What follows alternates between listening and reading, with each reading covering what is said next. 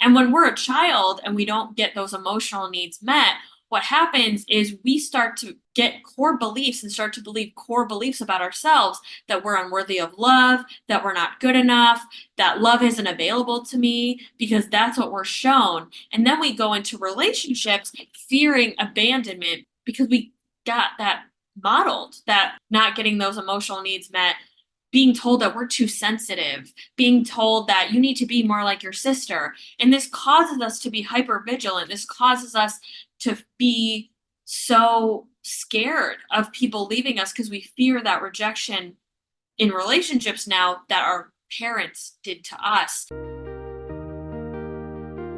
Are you ready to live a heart-led, balanced life grounded in spirit and nature's wisdom? To step into your full power and potential?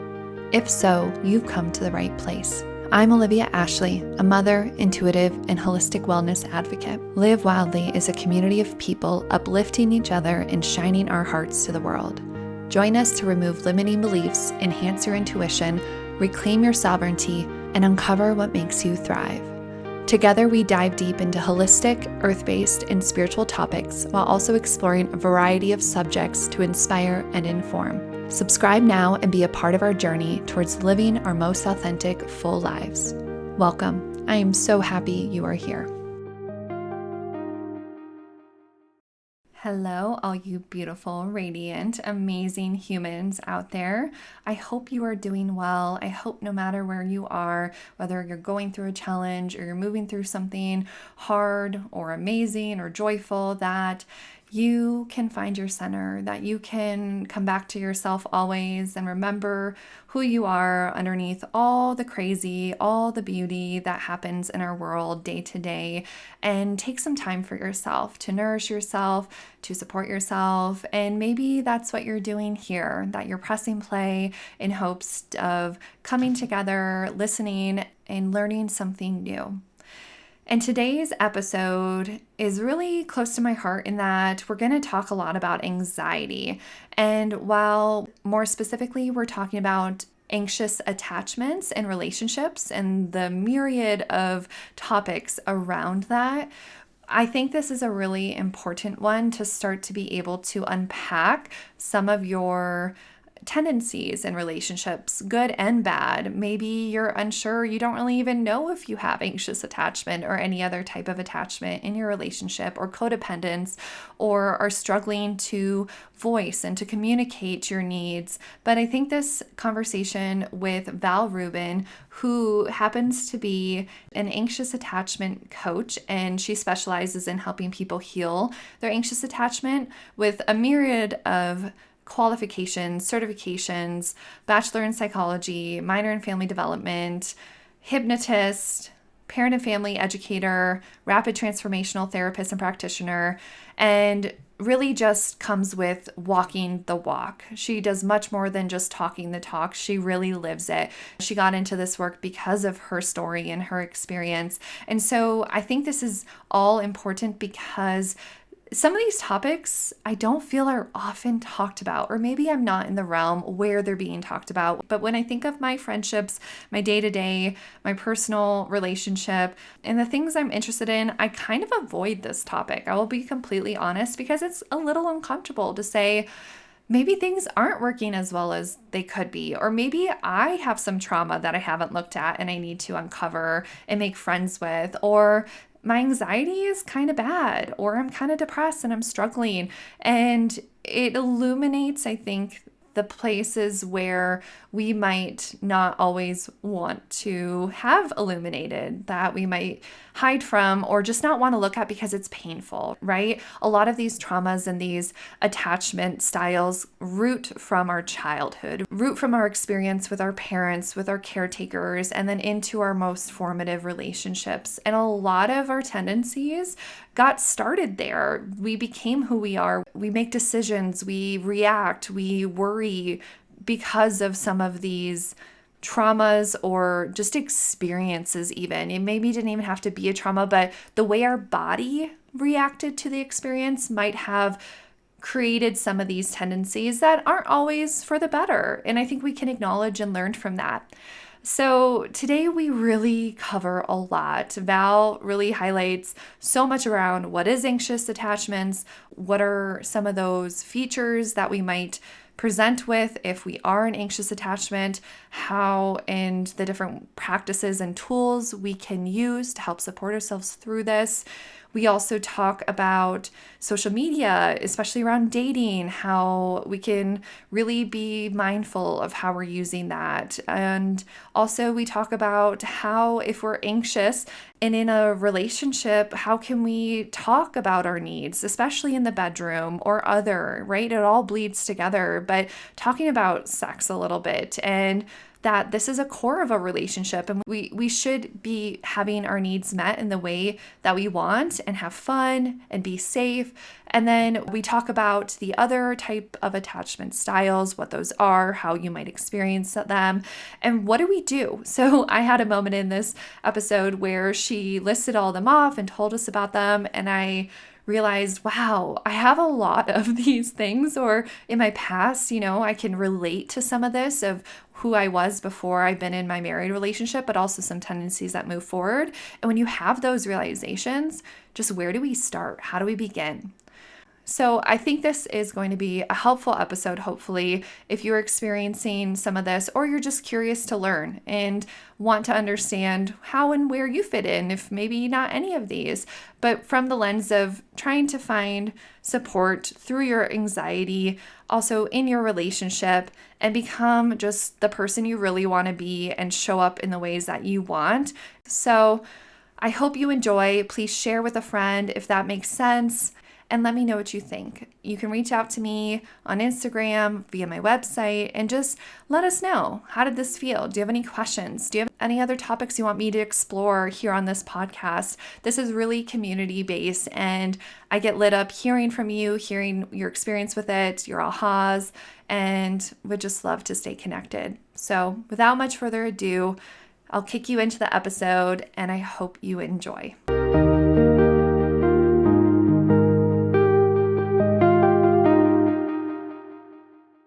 Welcome, Val, to Live Wildly. I am so excited for this conversation and to see what comes through. How are you doing today?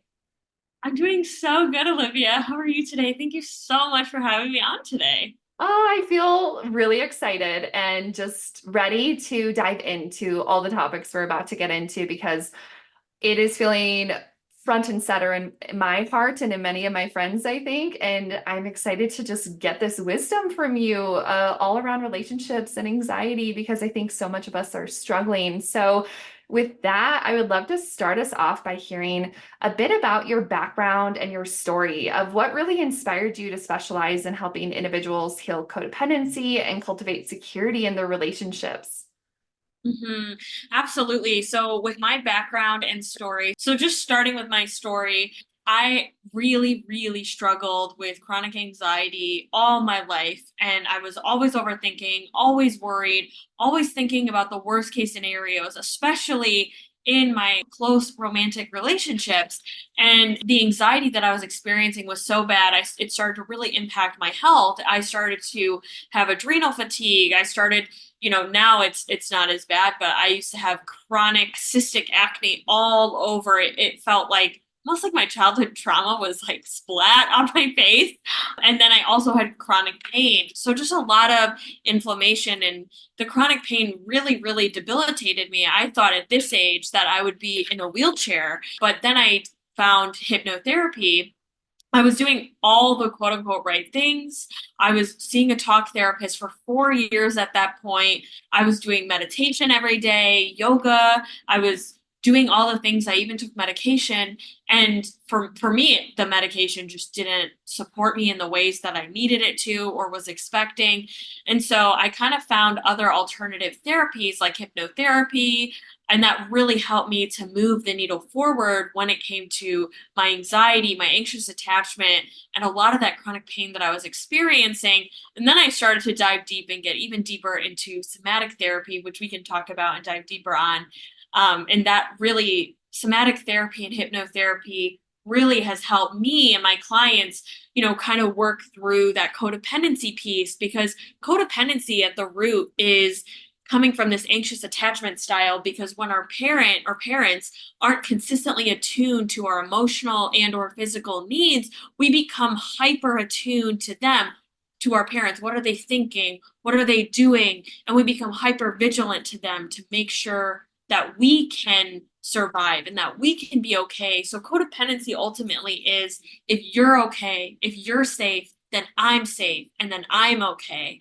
And so, a lot of the work that I do is to help clients step by step to really heal their nervous system and reduce a lot of this anxiety so they can become the safety and secure parent that they needed growing up. So that's just like a little bit of my background, my story to start out. Thank you for sharing that. And it hits so many points of it was only recently that I realized I definitely struggle with that anxious attachment, and it rooted from my parents and that relationship. And I see it in my siblings, and we talk about it, but it took a while to really even just get that understanding. And so I'd like to start there of, can you break down what anxious attachment really is more at its root and how this might be impacting one's relationship both to self and in their partnerships? Absolutely. And it really starts at the root, right? With parents, seeing your parents, how they attune to you, how they attune to each other, if they're divorced, if they're together or not. Ultimately, what happens is we all have needs. All of us have emotional and physical needs. And a lot of clients will tell me, starting out, they'll tell me, my parent never hit me. And I don't know why I'm having all this anxiety in relationships and just having all this anxiety. But really, the nervous system doesn't realize the difference between it has the same impact as physical abuse, as emotional abuse, or not getting your emotional needs met. And when we're a child and we don't get those emotional needs met, what happens is we start to get core beliefs and start to believe core beliefs about ourselves, that we're unworthy of love, that we're not good enough, that love isn't available to me because that's what we're shown. And then we go into relationships fearing abandonment because we got that modeled, that abandonment, not getting those emotional needs met, being told that we're too sensitive, being told that you need to be more like your sister. And this causes us to be hyper vigilant. This causes us to be so scared of people leaving us because we fear that rejection in relationships now that our parents did to us. And so the main nervous system state is fight or flight, feeling anxious, feeling angry, and our sense of safety, since we don't have it internally, we look to get it externally from our partners or from our parents. And if we feel with an anxious attachment style, we might get threatened by space. So this could look like if your partner hasn't responded to you in a few hours, you'll feel very anxious and you'll start to fear that abandonment. Because if we don't have that internal safety from our parents not meeting our needs, we ultimately are outsourcing it externally because we don't have it internally. So that's ultimately what anxious attachment looks like, how it impacts ourself, how it impacts our relationships. Also, other ways that it impacts ourselves is not trusting ourselves. And then how it impacts our relationships is also not trusting our partner. We might feel jealous, if our partner has friends that are women, or if you're in the LGBTQIA plus community, it could be everyone that you might feel threatened by. Because again, you're fearing that abandonment and you're just really worried in your relationships, overthinking your relationships, overthinking, did I say the right thing? Did I text the right thing? Is this going to scare them off? Because we're hyper vigilant. We're on guard. We're on edge, waiting for that abandonment to happen. That's so helpful to hear a lot of those in the ways. And I want to have you get even deeper of like common signs and behaviors that indicate someone might be struggling with this because everything you're saying, I'm going, oh gosh. I mean, I don't struggle with it as much, but I can reflect back to in times where I didn't feel as steady or as good. Like I didn't even see that these were connections to probably this root cause. So if you could maybe just share more examples. I know you gave a couple, but just around so someone can start to be thinking and reflecting, huh, I think I have some of these, or no, I don't. I have others or whatever. But I think that'd be helpful to just get more of a dialed in understanding. Yeah, absolutely. And also know that attachment style, it's not fixed. It can always be changed. You can always build and develop a secure attachment style. So, it sounds like you resonate, but if other people resonate, I don't want you to feel so scared. This is just more awareness around what you're noticing. So, a lot of ways that you can see it in behaviors is overgiving.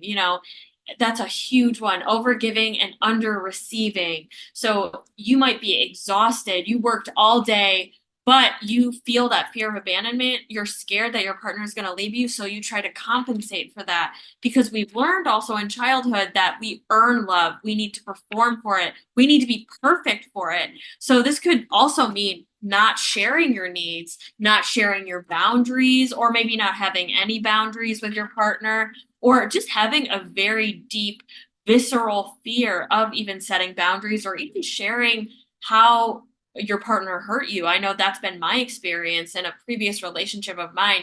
I remember having a full body, like, anxiety attack because I was so scared that my needs weren't going to be validated. I was so afraid that they weren't going to listen to my needs or that they didn't care for my needs. And for me, that belief would get set off that, oh, I'm not lovable, I'm not good enough.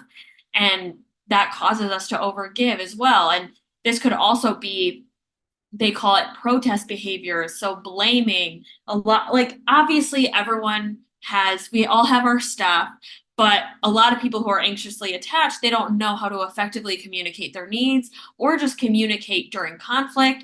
Also, they might have a big fear of conflict, so they might shut down during conflict or try to avoid it at all costs. Feeling like you need to fix your partner in order to feel safe, waiting for them to change. So you might have non-negotiables or red flags when you're single, but as soon as you get into a relationship, you might totally disregard those because you have that fear of abandonment. And once you have that feeling of attachment, it can be hard to let it go. This could also look like, attaching too quickly. I'm saying that in air quotes, but attaching too quickly, essentially, some examples of like, we might have one date with someone that we don't know, and we're already thinking at the end of the date, we're going to get married. What's our wedding like? What are our kids going to look like and be like? So, this could all be ways that it's showing up for you in your dating life, within yourself. But ultimately, at the core, is just this fear of abandonment, of rejection. And all of these behaviors are just symptoms of trying to hide that. And then, in addition, people pleasing. People pleasing is a really big one and something that I used to struggle with in the bedroom, to be totally vulnerable, is, my partner would want to do something sexually that I wasn't okay with or comfortable with. And I would say yes, even when I wanted to say no, because at the core, I was so afraid of that abandonment and afraid of being left again, not even from their present day circumstance, but I was afraid that it's ultimately you're fearing those same feelings as a child, because as a child, you have to depend on your caregiver for survival. You can't meet your emotional needs. So we project those unmet needs onto our partners, and then our subconscious links them to our survival. That was really helpful and got me thinking, especially as you said, that core wounding of abandonment. I think so many of us have that. And you didn't have to literally be abandoned. It could have been your needs weren't met, your whatever you needed just wasn't given. And that led to that feeling of abandonment. So it's really eye-opening to realize how maybe even very small things, from very small to very big traumas, can really impact us. And we don't, when we were young, we probably couldn't understand. We couldn't make sense of it. And so now we're looking at it and going, wait, I'm kind of stuck in this cycle and stuck in this sphere. And so that brings me to my next question of, in your experience with these anxious attachments and attachments codependency struggles, what are some effective strategies to stop abandoning ourselves over this and to just become more whole and sure-footed? Like, where do we start to unpack this? Mm-hmm. Absolutely, absolutely. And yeah, just to reflect back on what you said, it's like They can be such small things. It doesn't have to be necessarily like your parent leaving you and they never come back. Abandonment can be very small things. It could be, maybe your parent had to deal with an emergency and they were late for an hour picking you up at school, but you couldn't cognitively understand why they would do that. So you now believe I'm not good enough and my needs don't matter. And my parent is never going to come back. So that's why it can be really triggering if your partner is at a work trip or out with friends. You're waiting for them to text you, or that could apply to early dating. So, some effective strategies to stop abandoning ourselves, starting with that, is to really try to connect with ourselves. I know that's the most simplest answer, but even starting very, very small, like subtly, I start with clients, why don't we try 1 minute of you connecting to yourself? Because a lot of my clients have experienced CPTSD or a lot of complex trauma. So it can be a lot to just sit with ourselves and sit with our needs if we've never practiced doing it. So just getting connected with, how am I feeling right in this moment? And even setting alarms a few times a day. What am I feeling? What emotions am I noticing here? Because as you do that, you can now connect more of, you're stopping abandoning yourself, because what this could look like long term after doing that so often is you're now in a relationship and your partner says something or does something and you're noticing, this brings a lot of anxiety when you're sharing that, you're going to be gone for a week, or this, I'm noticing a lot of anxiety thinking about this female friend that you're with. And a lot of people are very disconnected from their emotions because they learned that that was the way to stay safe, is to suppress our emotions. So when we can connect to our emotions, we can decide and discern what feels like a yes and also what's triggering our abandonment or our fears. So once we can do that, that's a really great place to start, and finding out, what are some things that bring me joy? For me, that is dance. And especially people with anxious attachment, we put all of our unmet needs and we can project them onto our partner, and we believe, and we've been fed through so much conditioning, through Disney movies, through the media, that our partner is supposed to fulfill all of our needs. They're supposed to be our everything. But ultimately, that puts way too much pressure on our relationship when we need to outsource some of these needs to our friendships, to hobbies, having some fulfillment in our work or side project.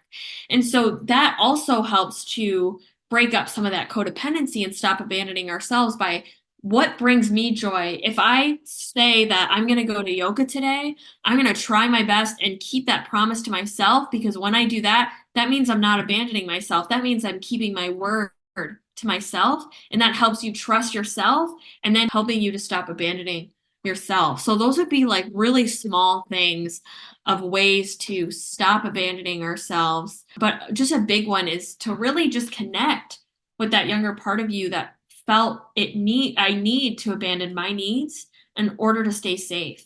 And when you can connect with that younger version of you and give them the love and reassurance they need, that's when needing external validation, that's when the codependency starts to ease up.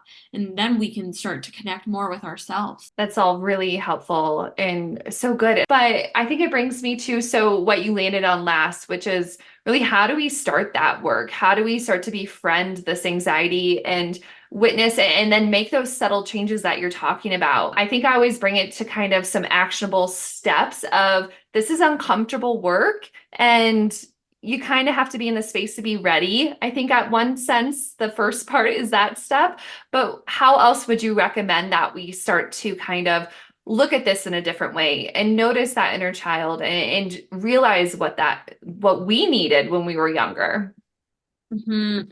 Fabulous question, because ultimately, if you're anxiously attached, emotions feel too triggering or they feel too big. We start to feel really overwhelmed by them because we never learned how to be with them. So I think that statement just in itself, starting out with that, befriending that anxiety, because we cannot get, like a panic attack, for example, our body will not stay in a panic attack. So allowing it to move through your body, and just acknowledging, just starting out with acknowledging, hey, I'm noticing some anxiety, starting to even label some actionable steps.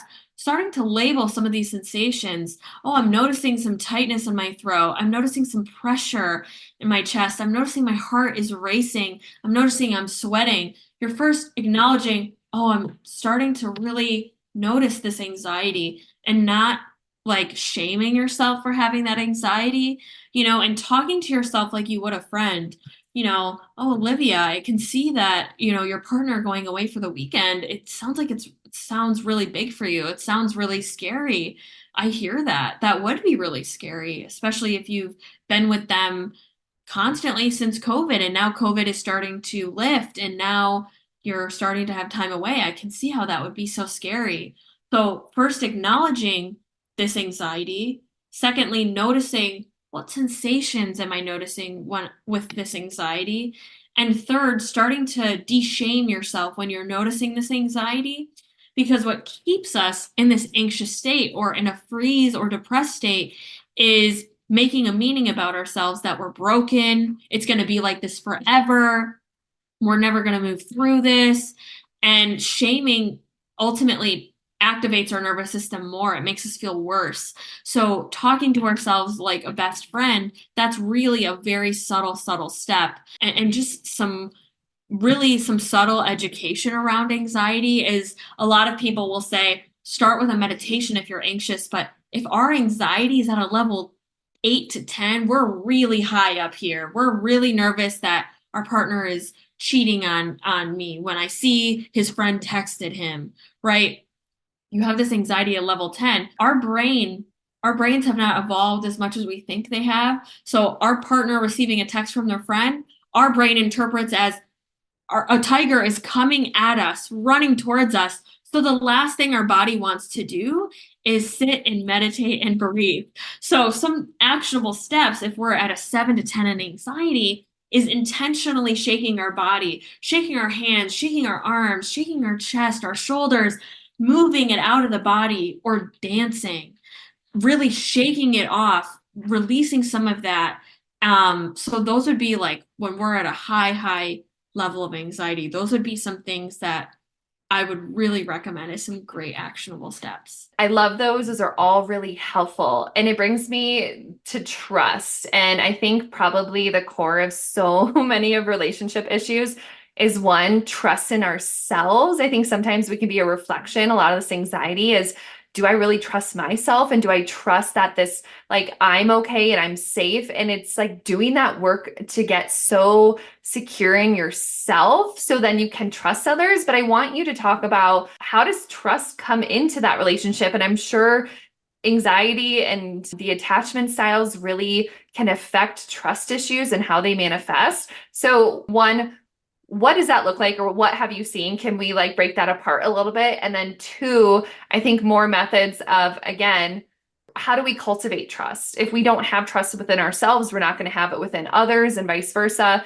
So I'd love for you to share about that. Absolutely. So, how do we trust in ourselves and trust that I can help myself to be safe? And how does that come into relationships? So, to start off, the opposite of anxiety isn't calm, it's trust. So, first, starting out with keeping very small promises to ourselves. If we've been in a cycle of abandoning ourselves, it's hard to keep promises to ourselves if we're neglecting our needs. So, starting by very, very small things. So, for me, what this has been looking like is sticking to a schedule of going to bed by midnight, regardless of what's going on, going to bed by midnight as much as possible and sticking with that word.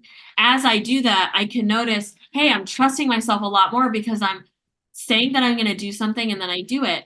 And then it continues to build. Okay, now I've been doing this for a week. What if I try and went to bed a little earlier, like 11:45?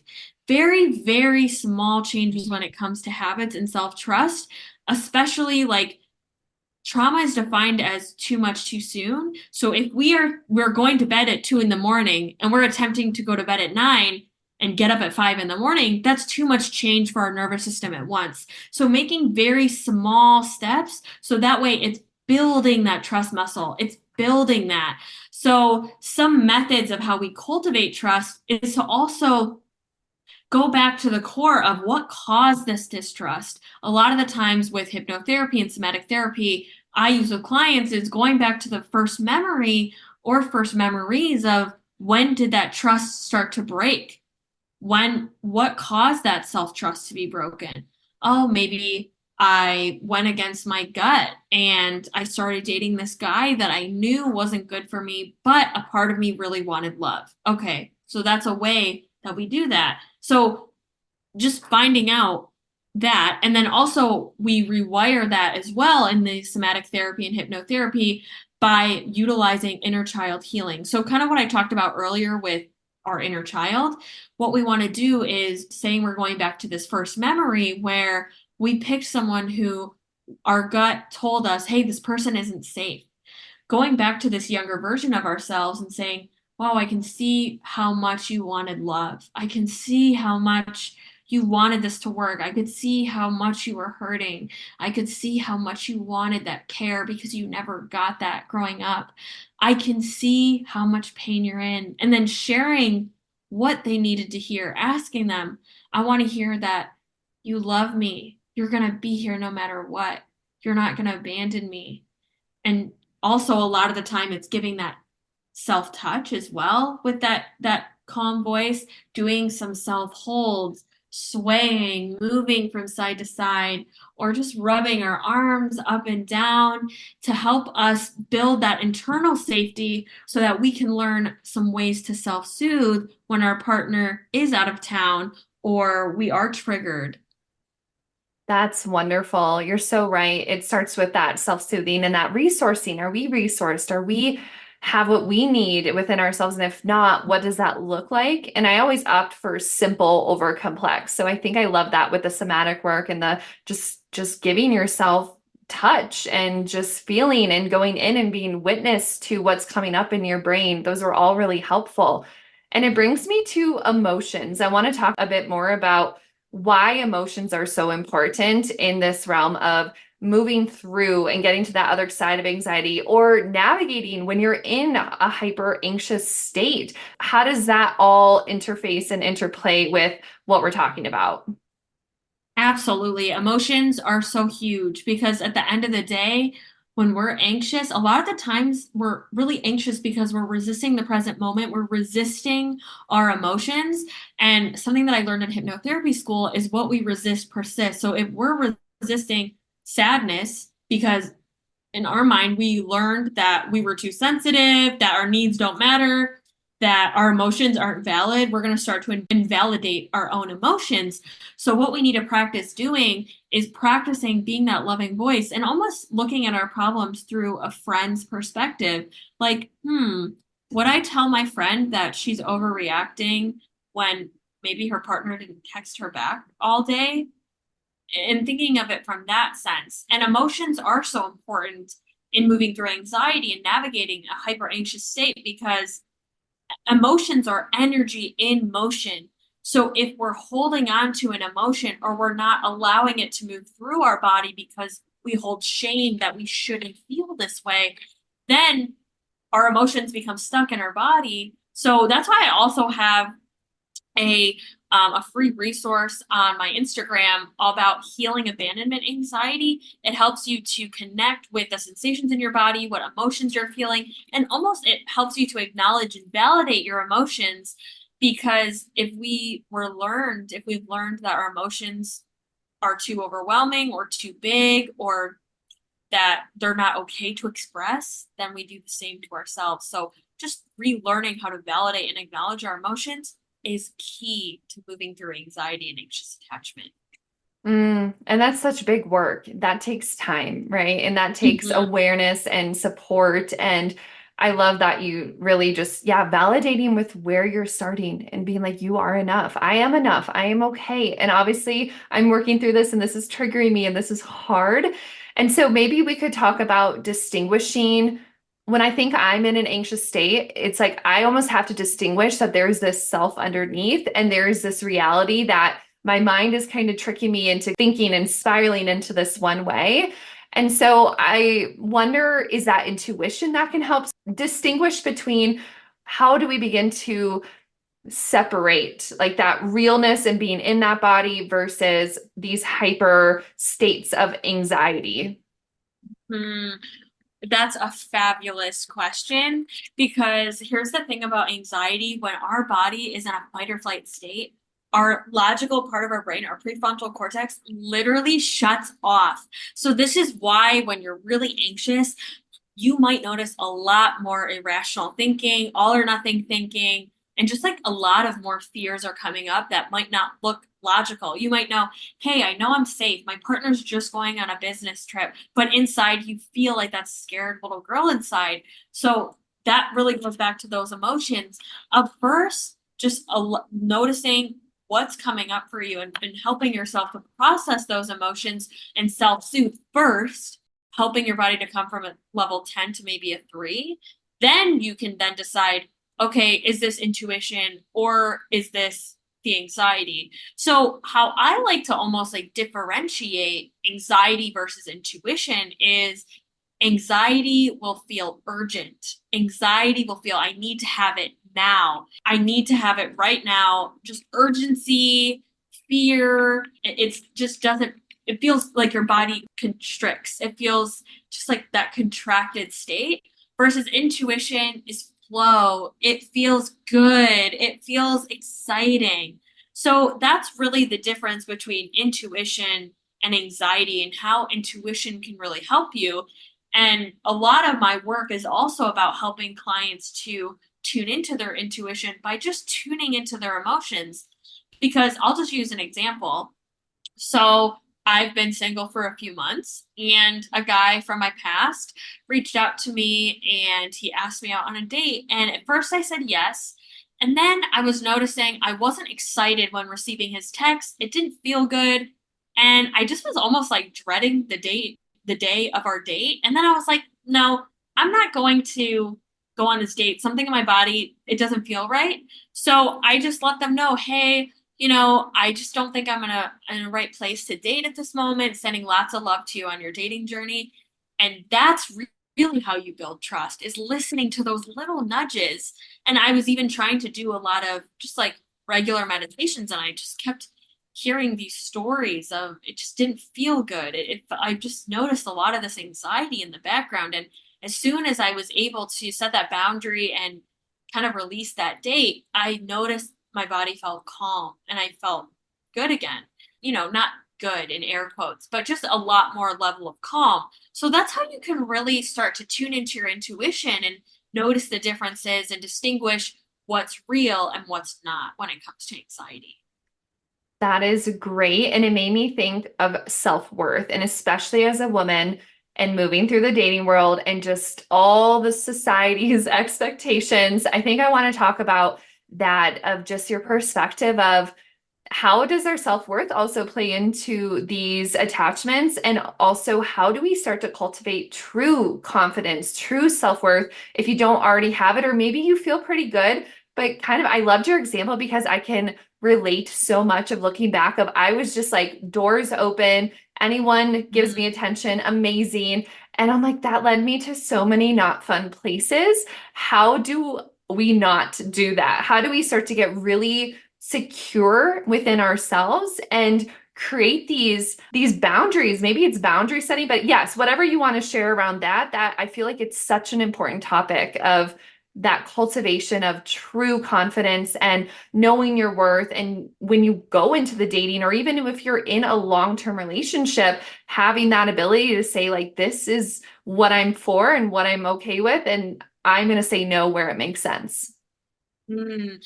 Absolutely. That is such a great question. So, how does our self-worth play into these attachments?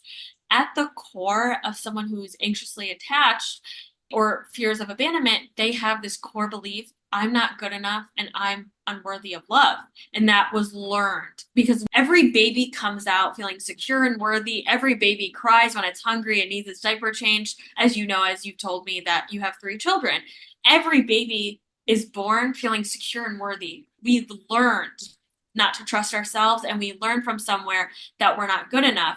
But how we can cultivate self worth is also tying into what we mentioned earlier, is also building that self trust. Because as you build self trust with yourself, your worthiness muscle starts to increase. And so, something that I really recommend for clients is adding into one of my modalities is hypnotherapy. So when we are anxious, we have higher brainwave states, meaning it's harder for affirmations to land because we're not feeling in a logical state of mind. So if someone says you're worthy or you're enough, a part of you might not believe it. So when we're listening to hypnosis, it bypasses that anxious, critical, resistant mind, and it allows in suggestions a lot easier. So a practical, actionable step to take is listening even on YouTube, or you could look up hypnosis audios. I also make them specifically customized for my clients to rewire their beliefs and self-worth. Is right when you wake up or right before you go to bed, listen to those affirmations or hypnosis audio, because that makes it easier for those new suggestions to come in. I am enough, visualizing, different images or scenes where you did feel good enough, where you did feel that love internally and externally, where you felt proud of yourself, really tuning into that version of you who does feel worthy. What would someone worthy believe about themselves? What actions would someone who believes they're worthy take? What would their dating life look like? And I love the example that you used from your own life of a part of you was okay with dating anyone because it was meeting that unmet need of, not feeling enough, not getting enough attention as a child or validation as a child. So we are always looking, our nervous system is always looking for resolution. It's always looking to get that need met, especially if it's unmet within ourselves. So we look for that externally with our partners. And another way, just anyone who's single or dating, or even if you're with a partner, really looking at making a list. What are my non-negotiables? And if you start to meet anyone who doesn't tick off all your non-negotiables, then you can say bye bye and you're just not a good fit. And that brings self trust and that brings more worthiness because you're trusting in your own decisions and you won't allow yourself to settle for less. And that could look like, maybe you don't want to date a smoker. Maybe you want someone who only drinks socially. Maybe you want someone who's ambitious. Maybe you want someone who leads a healthy, conscious lifestyle. Maybe you want someone who works out with you and that's a non-negotiable of yours, right? And that's again connecting back to what you feel. What does your body tell you that feels good and what doesn't in dating? Mm, I love that example. Really setting, it's kind of like intention setting, setting that container. Who do I really want to be within my relationship? And what do I want my partner to be within this relationship? And what does that look like? And just writing that out of this is what I'm really calling forward. I think everyone should do that before you open yourself up to the world because it is a crazy place out there some days. And it brings me to, I'd love to get your perspective around social media and how, and or Hmm. even maybe dating apps of how is that kind of feeling these attachment issues, these codependencies. I think you can use it in a really beautiful way, but I think for the majority who might not even have this awareness and is just like, I just want to live my life and do this, but then face these struggles again and again. How do we start to become a little bit more aware and or what have you seen maybe around social media playing into these? Yes, that's such a great question with social media and dating apps because I think they really have shifted the dating climate. And because now we have all these people who are available to us, I think there are good ways and ways that aren't helpful. I think they really encourage like comparisonitis. And in reality, we have no idea what this couple is like behind the scenes.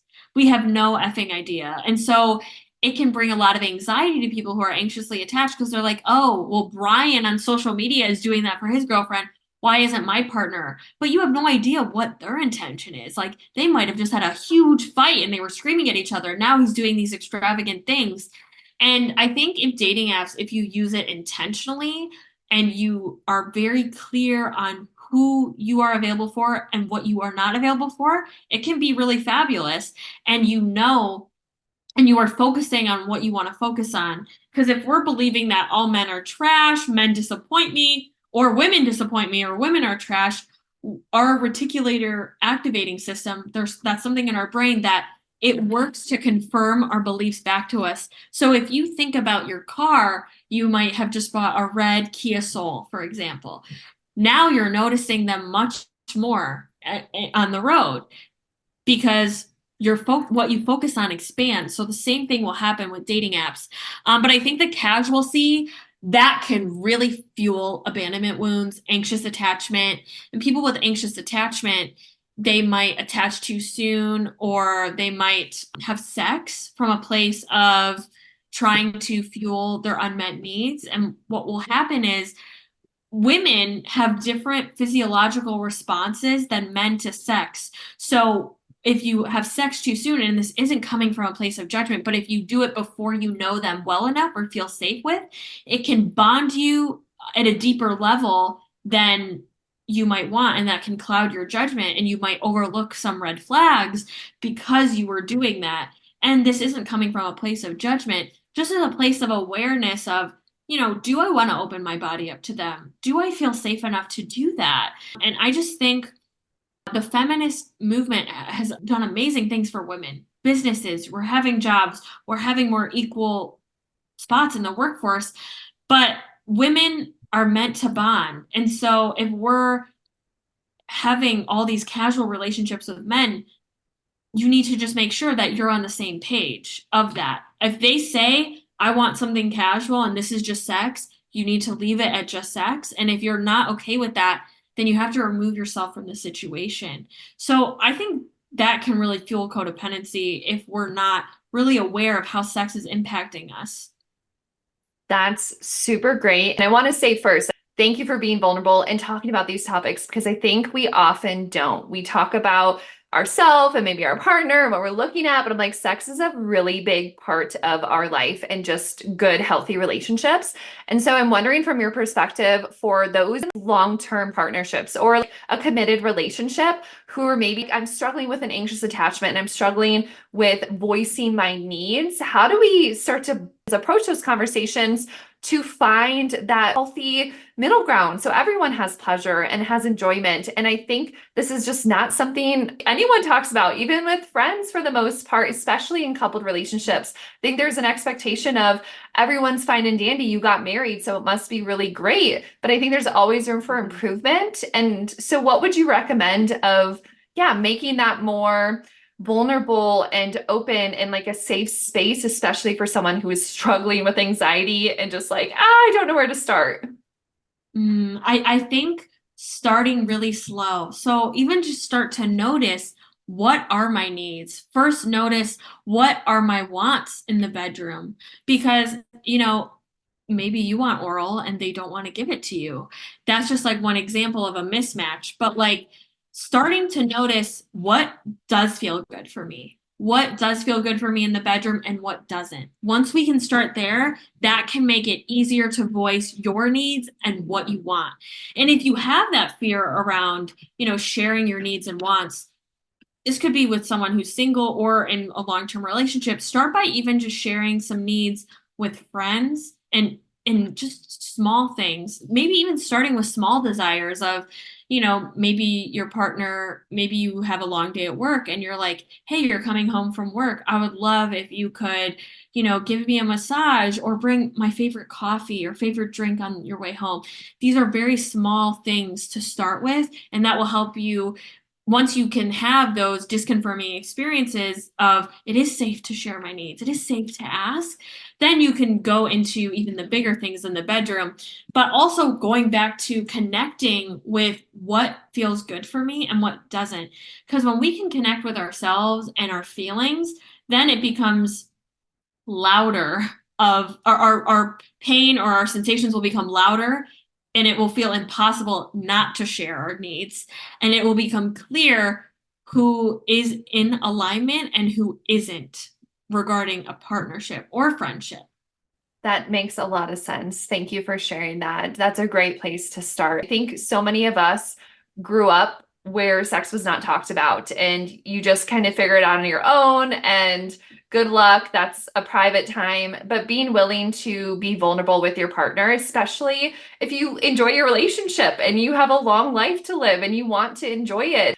And I wonder too, love language, does that go into attachment styles and or what should we know about love languages and how we can best understand our partner and ourselves?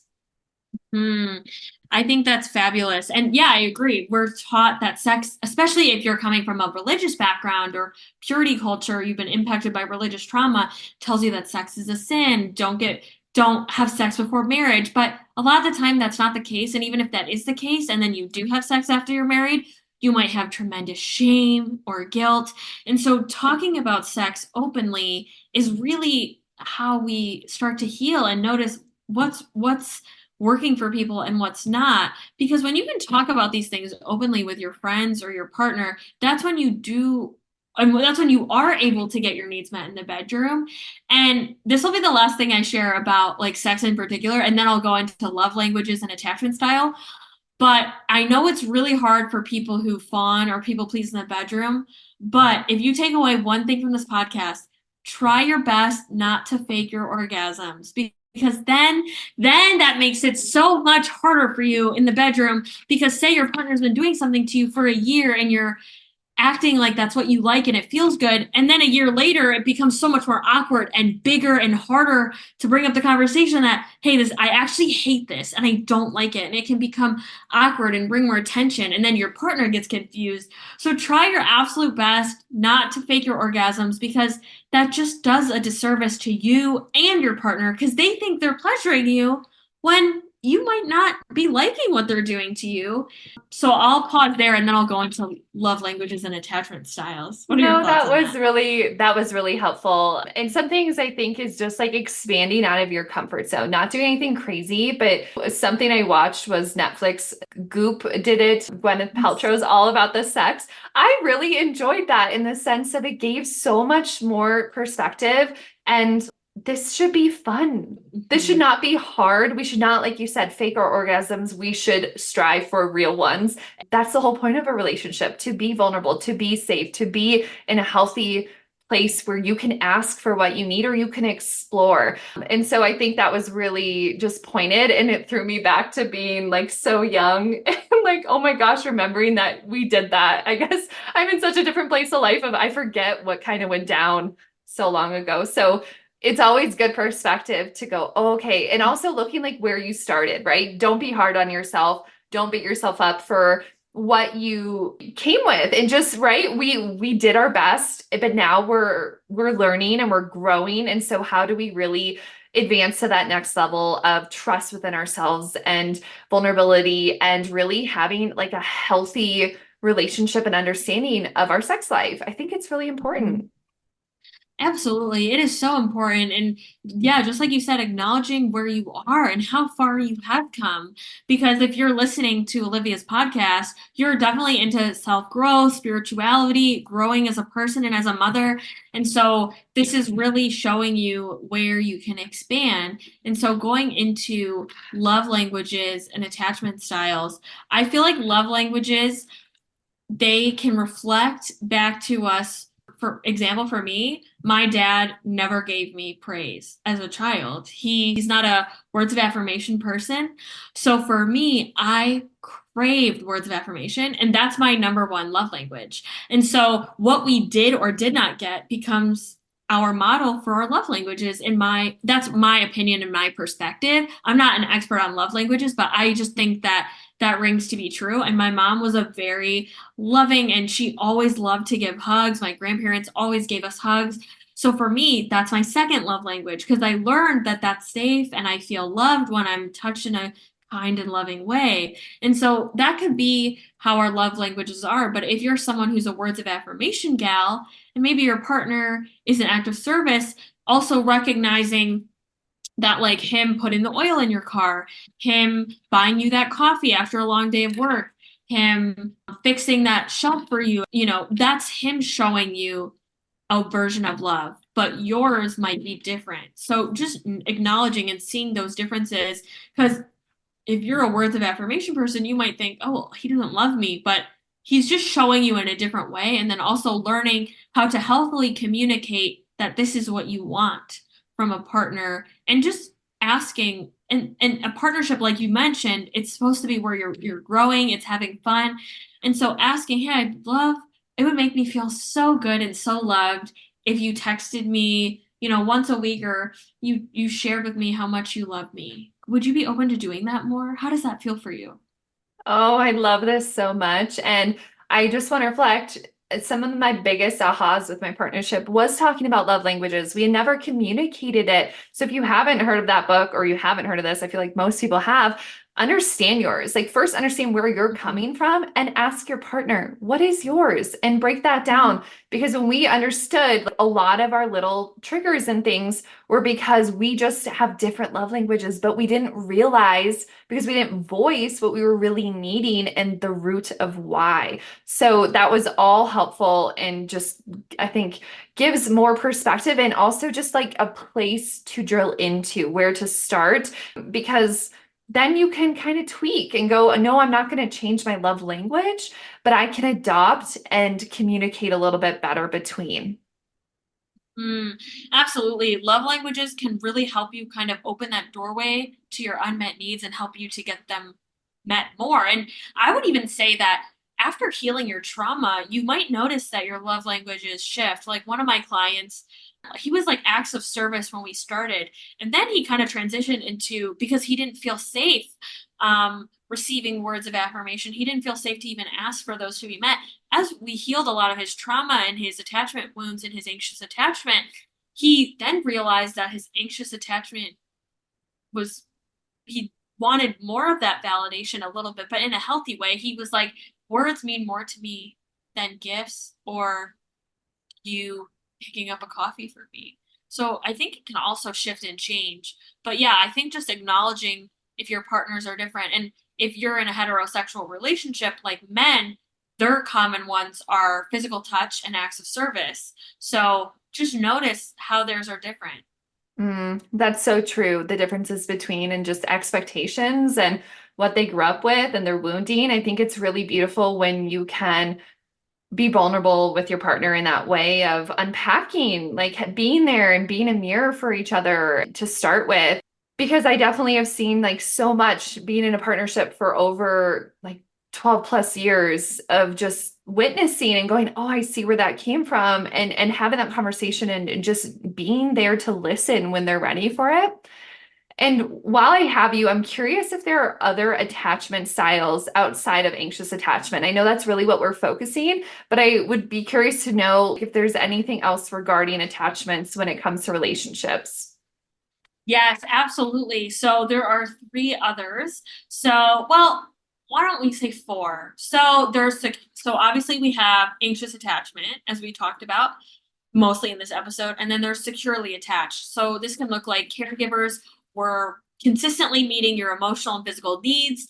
You felt safe to be vulnerable and close with your family and caregivers, and also you were able to handle space since you knew how to self-regulate as that was modeled to you. You're able to handle and respond to problems, and you're able to repair in healthy ways. And their main nervous system state is regulation, calmness. And having a regulated nervous system doesn't mean being calm all the time. It just means that you can handle all the ups and downs that life comes to you and you can feel safe to ride that wave. So that's securely attached. So then there's dismissive avoidant. So dismissive avoidant basically means that caregivers were dismissive, cold, they weren't emotionally available to your bids for connection, meaning if you're like, for example, an emotional connection can just look like holding out your arms for a hug and they don't give it to you and they walk away. The child can interpret that as rejection. You then learn to suppress your needs and then you become hyper independent where you don't ask for help. And asking for help actually feels really painful. So, this is why a lot of people don't ask for help. And since no one was there for them, they go into shutdown, their needs get numbed out, and they dissociate from their needs. And so their main nervous system state is shut down. And then there's something called fearful avoidance. So I honestly just learned about that and how this really looked. So fearful avoidance can masquerade and look like they're secure. So in a previous partnership of mine, he looked more anxiously attached. I don't want to say love bombing, but was being very kind, really expressed a lot of interest. But as things got more serious, he started to feel uncomfortable as things were starting to get more serious. And so he started to pull away. So at the core of fearful avoidant is I get close, it feels scary, and then I pull away. So parents were sometimes the source of danger and unsafety, and sometimes they were safety, because maybe they had a personality disorder, maybe they were an addict of some kind. And this unpredictability comes from, we're human. We all want connection and have these feelings of connection, but also fearing it at the same time because connection we learned was not safe. So that creates this push pull dynamic, hot and cold behavior. And this is where in our brain, the chaos registers as love, and anything stable feels boring. So what they feel on a day-to-day basis is freeze. And then kind of just going into back to dismissive avoidant is they feel unsafe sharing their needs. And like I said earlier, they just shut down their needs. There was one other thing that I wanted to share about dismissive avoidance, but dismissive avoidance, they just don't want to commit to you at all. They'll stay in casual relationships. And a lot of the time, people who are avoidant, they will move more towards long distance relationships because that feels safer to them because they don't have to be as close. So that's kind of the differences between all of them and how they are formed. That was an awesome breakdown. Thank you for sharing all of that information. And I'm assuming you can be multiple because when you went through that, I was like, oh, I am definitely have aspects of probably all of those. And so, whoa, trauma is deep in a way. And I guess, how do we start to unpack? But I guess, what would you say to someone who's like I just said, oh my gosh, I have so many of these. They obviously are still affecting to some regard.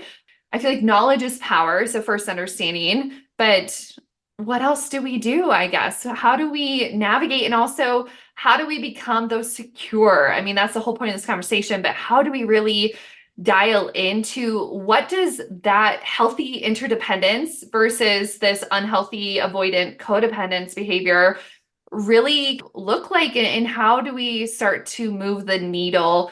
Noting everything we shared, I think is on topic and relevant, but anything else you want to talk about?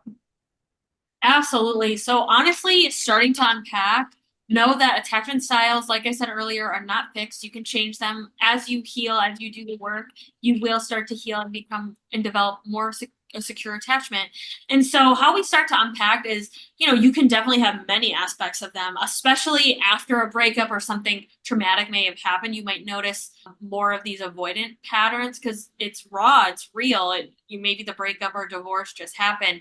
So how do you start to unpack is to first acknowledge where you're at. So even starting with taking an attachment style quiz to see what behaviors and patterns am I showing in my relationship? And then you can start to build a roadmap of how to become more secure. So for that, I really recommend working with someone who is knowledgeable on attachment styles and is knowledgeable in somatic therapy because we can read about attachment styles, we can read the next book on it, and we can talk for days and days about our anxious attachment, but we still notice those patterns still happening despite going to talk therapy. So that's why taking a deeper approach and starting to unravel and heal these core beliefs about yourselves of I'm not good enough, starting to make those small tolerable steps of keeping your word, making sure that you are meeting some of your emotional needs for play and validation. So how can I give some validation to myself? Especially if you're anxiously attached, we can have that addiction to external validation.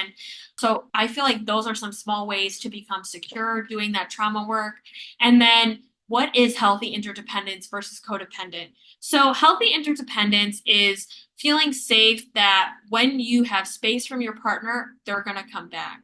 And a lot of people with anxious attachment, they believe that, especially if you're in the early signs of dating, you start to believe that, oh, I need to text them all day to feel safe. But if they're really meeting your emotional needs, you can feel safe with not texting them as much, especially if you live together. It can feel much easier not to text them throughout the day. So that could be a little bit of the difference between healthy interdependence versus codependent. But going back to what I said earlier, codependent behavior is if you're safe, I'm safe. So if you notice your partner is pulling away, you will do anything. You will people please, you'll say goodbye to your needs to keep that attachment. So healthy interdependence and a secure attachment style really says, if you leave, I'll be okay either way. And that's really the difference. So how to really move that needle is building an internal sense of safety, learning how to process your emotions, learning how to unpack and heal those abandonment wounds, really recognizing how your childhood has impacted you today, and then also working with that professional to really help you because it's hard to do these type of work on our own. It's reflected and mirrored in relationships, and that's why it can feel so triggering to be in relationships because relationships, like you said, are that mirror. They're always mirroring back to us our beliefs about ourselves and our relationships. I love that. That's such a good reminder, and it feels more digestible the way you put it of you're probably going to listen and go, "Oh gosh, I see this within myself. I'm resonating with this or that." But going, "That's okay. That doesn't mean you're not in an unhealthy relationship. It just means you have some maybe unhealthy patterning that you need to look at and could address and things could get better." And so I think my last question before we move into my wild heart questions to close this out would be just really harping on what do you see as the markers of a robust, healthy relationship? And maybe from the perspective of what does that look like within yourself? Like, how do Mhm. we show up as a robust, healthy individual so the relationship and partnership can really be there too? Yeah, so I'll start with what does that look like within myself is you have a foundation of self-trust. You trust yourself. You trust that you can handle any situation that comes your way. You have healthy ways to process your emotions. You don't suppress your emotions. You trust other people. You ask for support. You have many different people that you can ask for support, and you feel safe to share your needs. You feel safe to share your boundaries and you respect other people's boundaries and you have that curiosity and willingness to go within and to acknowledge your own side of the street. And if you're listening to this podcast, you definitely are. Especially if you've gotten to the end, you definitely are someone who fits the category of you are open and wanting that self growth and you're wanting to be accountable with yourself. So how you see that in a healthy relationship and how you can kind of sense is you both are willing to look at your side of the street. You're able to heal and repair. You're able to share your needs. You're able to honestly both give and receive love. You're able to trust one another.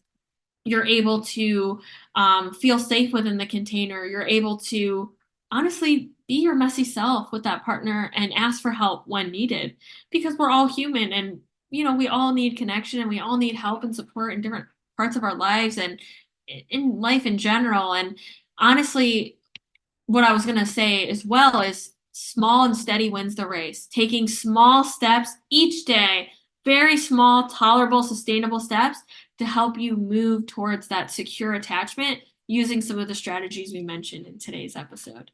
Definitely. And trusting that you know when it's time to pivot and you know when it's time to try something different or this isn't working and I'm strong enough and resilient enough to make the right moves to make this feel better. So this I feel was super helpful. I think you gave so many great tips and like everything you said, it starts with you. And I love the slow and steady. I am all for that. Trust the timing, trust where you are, be in the season you're in and just navigate best you can. Mm. And just know that whoever needs to hear this, you're doing your best, and that's enough. Doing your best, and that's enough. And just small and steady wins the race. And, what you feel within will end up a lot of the time just reflecting in your partner. And as you do this work, your relationship with yourself and others just gets better and better and better. And I heard this from a book, and I love this statement is how good can life get? How good can my relationship get? And really focusing on that intention. Yes, 1,000%. I have that right behind me. And sometimes it takes the reminder of something to shake you or to watch something or read something or learn something to go, oh, I kind of got complacent. I've kind of just been navigating and not really trying and I'm not really happy. And then it's like a light bulb moment that goes on and you realize, wait, I have the power and I can live a really beautiful, wonderful, good life. And what would that look like if I show up with my joy and my fun and my fullness, good, bad, all the in between. And then, like you said, you're totally right, of those around us start to reflect that. They pick up on it. And so starting with you, it really does. It starts with you. You can't control your partner. You can't control anything outside of your reality of what you are living. And so doing this work for yourself, I think, is just so important. And I'm very, very happy that we got to have this conversation. Well, I'm so glad I got to be on your podcast today. And absolutely, it all starts with you and it can trickle out to all the areas of your life. Thank you. So before I let you go, I love to ask a series of questions just to get to know you a little better and kind of take us off topic. And my first is always, how do you live wildly? AKA, what makes you really come alive? Mm-hmm. That's such a beautiful question. And really, what helps me come alive? So, two things. Honestly, seeing my clients' transformations, it is the most invigorating, beautiful thing.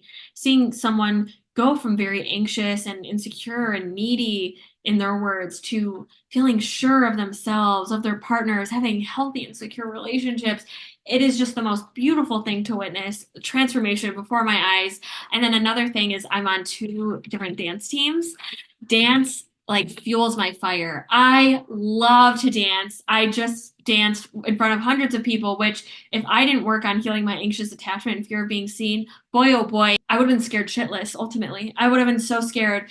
But I performed my first dance performance at the Maple Festival where hundreds of people came and watched me dance. And it was the most freeing thing that really helps me come alive. Oh, congratulations. One, firstly, just going and doing that dance, that takes so much courage and just confidence, and that's huge. So I'm so happy that you were able to do that and you're pursuing that, and that makes you happy.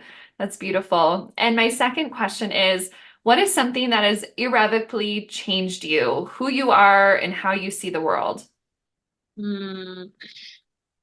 So I want to say an answer, but I want to give it like some thought.